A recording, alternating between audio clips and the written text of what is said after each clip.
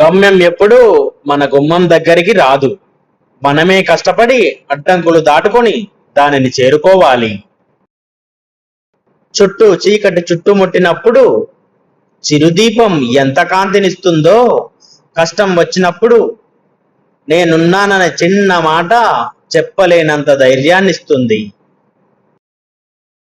నువ్వు పోగొట్టుకున్న ప్రతి రూపాయి రెట్టింపు మొత్తం సంపాదించుకునేందుకు అనుభవపాఠంగా ఉపయోగపడాలే కానీ 1000 రూపాయలు పోగొట్టుకునే వ్యసనంగా మారకూడదు. ఆధారాలు లేని నిజాలన్నీ అబద్ధాలు అయిపోవు.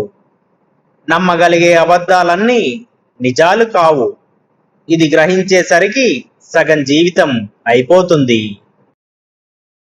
మనం ఎవరిని సరిచేయడానికి పుట్టలేదు. నిరంతరం మనల్ని మనం విశ్లేషించుకొని సరిదిద్దుకుంటూ ముందుకు సాగిపోవడమే జీవితం. తెలివైన వాళ్లకు స్నేహితులు తక్కువే ఉంటారు. ఎందుకంటే వాళ్ళ ఎంపికలో పొరపాట్లు ఉండవు.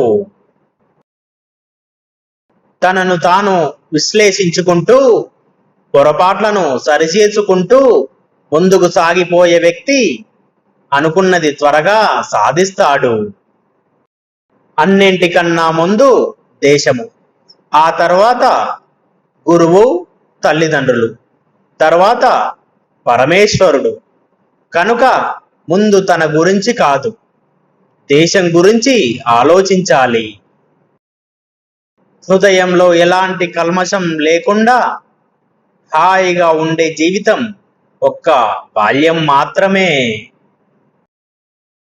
గడియారం దుకాణంలో ఉంటే రేటు ఎంత అని అడుగుతారు. అదే ఇంట్లో ఉంటే టైం ఎంత అని అడుగుతారు. మనం సంతోషంగా బతుకుతున్నాం అనుకోవడం కన్నా సర్దుకుపోతూ బతికేస్తున్నాం అనేదే వాస్తవం. నువ్వు నాతో లేకపోవడం ఏంటి?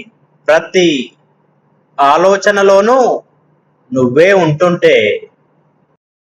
ఎదురు చూస్తూ కాదు, మనం చేయాల్సినవన్నీ చేస్తేనే మనకు దక్కాల్సినవన్నీ దక్కుతాయి. ఇలాంటి మరిన్ని కొటేషన్స్ వీడియోస్ కోసం మన ఛానల్ని సబ్స్క్రైబ్ చేసుకోండి మిత్రులారా. దయచేసి వీడియోని లైక్ చేసి షేర్ చేయగలరు.